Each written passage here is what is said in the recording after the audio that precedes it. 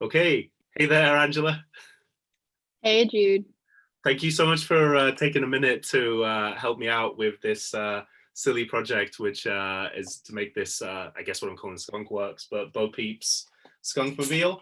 And I guess I'm going to call you my the Plush Technologist. Yeah, I mean, I like that. But yeah, I'm like a fabricator, textile kind of like person, so I like that term for this project, especially. No, no, and thank you so much. And it's kind of crazy to think that, as you can see behind me, it started off with just sketches, and then we've got as far as you can see the model that I sent you a quick picture of. And I had sort of been thinking about how do I cover this in this awesome fur fabric, which you can see in the trademark black and white colors of Skunk, and it's super hairy. It's like 2 inches of fur. Um, Yeah, might need to so trim down some of that. I think so, and I think the bit that I'm quite excited about now is I've obviously got Bo Peep here, and I've got pretty far along with the prototype, and as we were just discussing before this, uh, basically we've got this cage which opens. Hmm. I'm looking very car showroom now with it going around. Oh, just lost Bo.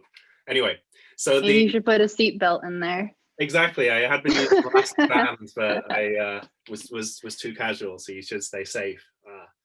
So the thing that makes this, I think, guess a bit unlike most plush things you've worked with is that most teddy bears don't go near moving parts, and so big concern has Yeah. been these wheels, and we've been trying to sort of discuss how to get the little paws to like hang over the edge.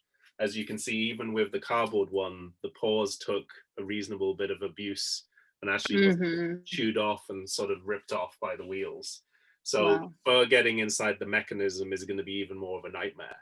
Um, Yeah.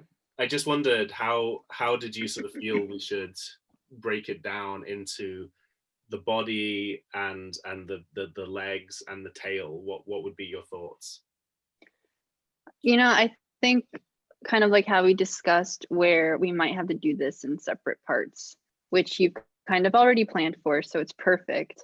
And for like the little feet, the hair getting stuck, that is a huge problem.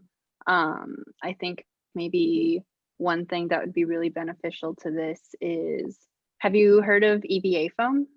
Yeah, Do you know so what that is?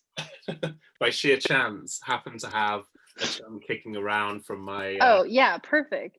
so this stuff is pretty awesome. I know it gets used in cosplay a lot, but I had just been using this for like ballast to make stuff float. So Yes, yes. So that EVA foam, they sell it in, you can buy it in black and they have different thicknesses. So I feel like for something like the feet bouncing around like above the wheels, I think having like that smooth layer of the EVA foam, maybe like a 2 millimeter thickness would be the yeah. best bet. So that you don't have like the fur coming into contact with that wheel. Um, and that could just be something that lies on top. So it might be Um, that we have like fur visually on top, and then we put in the little yes. claws here, and then we kind of keep it bald underneath, Yeah, and and you so can even you can point. even include the shape of the little claws on that layer of UVA foam if you want. I mean, yeah, this stuff's pretty tough, and I'd been reluctant to make the claws plastic because, my son is still 4, and you as a parent you worry about anything sharp like going past like face or anything like this, and although it Yeah. sounds unlikely that my child would drive remote control over his face, it's like, have you been a parent? Then Yeah, you just never know. You look away for 2 seconds. yeah, so yeah, that's definitely going to be an interesting consideration, but not to sort of make this sound too much of an exposition, but we obviously did do a few sketches, and I think it would be great just to show a little bit of your process in that. I don't want to take credit for like how you it put the darting and the seams, so it'd just be great if you could show us a few little details of what we discussed. Yeah, so I can just sketch up really quickly kind of like a version with the darting as like a flattened pattern because right now I know like I have well right now I just have this is kind of like the final image of like the face, for instance, and like with the little nose. But in reality, like what that would look like is, you know, the separate parts of the fabric are going to look something like this, fanned out. Yeah. And then you would just kind of sew. And they sort of roll together like that, the edges, and then you sort of stitch underneath, as it were. Yeah, that might not have been a good example, but kind of like this. It's actually all Yeah. one sheet of fabric, and you're just kind of pinching those, you know, those V's, those little valleys, Yeah. and you're sewing them together. And then the final product would end up looking something like this. Yeah. And then you would just like trim away the excess on the inside. Um, And we'd and also sort of discussed a little bit, one of the surprising things of this is I had originally made the tail very, very blocky because I was thinking mhm. of volume. And actually I realized it's kind of lifeless. And then I said it was a sort of happy accident that I made this cheaply, super thin, and then was like, oh, it feels really skunky. It feels silly and Yeah. animatic and fun.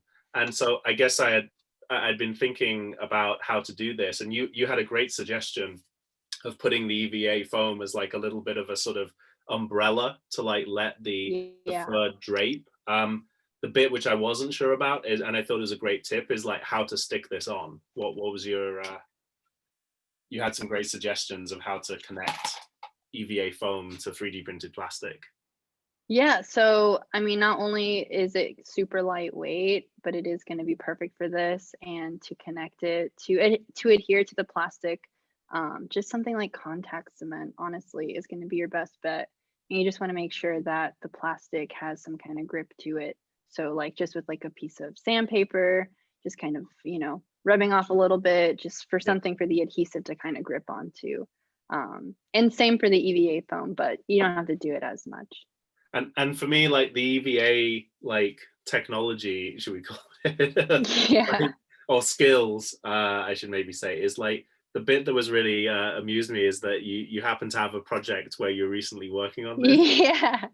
Yeah. I've dipped my toes into the world of cosplay, and I'm working on a project with EVA foam right now. And it's building a machine gun. So it's not, you know, a bouncy skunk tail, but the mechanics are all the same. And so I'm glad I could, you know, kind of have that um just have that context for you to be able to help out with Yeah. this.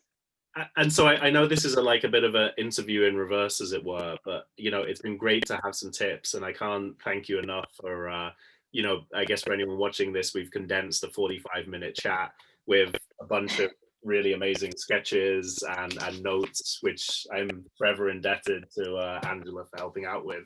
But I guess it'd just be nice to close a little bit in like, how did you get into this world of like textiles and making and hacking? As I should mention that it was Yeah. a good friend Charles who helped. Sorry, Sean Charlesworth, dyslexic moment back there. Yeah, who basically put us in touch as you being the resident Plush technologist. Yeah, I mean, in college, which is where I met Sean, he used to be my boss in the repair shop for the film department at NYU. Um, I studied film, I took a bunch of animation classes, and stop motion was actually one that was my favorite. Not the animating part, but the fabricating part is what I realized that, you know, of course, in my senior year. Um, and so, yeah, ever since then, I've just been working on fabrication. I worked for some studios like Nick Gerber here in Brooklyn, Shadow Machine in Portland, Oregon, Yeah. just working on different things. I actually like do little puppets. This is one of them. Wow. And yeah, just I mean, I guess now it's been almost 7 years doing this, but it feels like not even that long, to be honest, or maybe even longer. I'm not totally sure. But it's always been something like part of my life. Like when I was younger, my aunt taught me how to sew. Yeah. And so ever since then, it's just, you know, kind of honing in on the craft and putting it kind of and applying it into different kinds of projects and stuff like that. Um, and yeah, just kind of building out that tool set and just making stuff, just always wanting to make stuff, you know. I feel like I'm very much like a tactile person. And Yeah. so yeah, I'm glad I could help out with this. No, And I'm and thank you glad, so much. yeah. It's been amazing. I guess we'll obviously put a link in below to like any of your folio or website and stuff like this. But I guess one thing I feel is something that I feel is a little bit underrepresented in a lot of design is quite often you get shown the final thing, and I love Hmm. the process and the journey. And so I guess I was just looking at the little model that you showed, and it immediately made Yeah. me think of like Tim Burton or Wes Anderson. Um, and so I just wondered, is there any other sort of people whose work you really admire and think we should post a few links to great process and development of ideas? Yeah, I mean, Tim Burton's definitely a big inspiration for me. And I'm trying to, of course, you know, off the top of my head, I of course cannot think of anyone right now. Sorry, But I I didn't will bring that up. definitely Yeah, send, no, I will definitely send you some links to artists whose work inspires me, and also the different studios that I worked at, because they also are very inspiring, and of course. Yeah, where for anyone I've who learned doesn't a know, lot.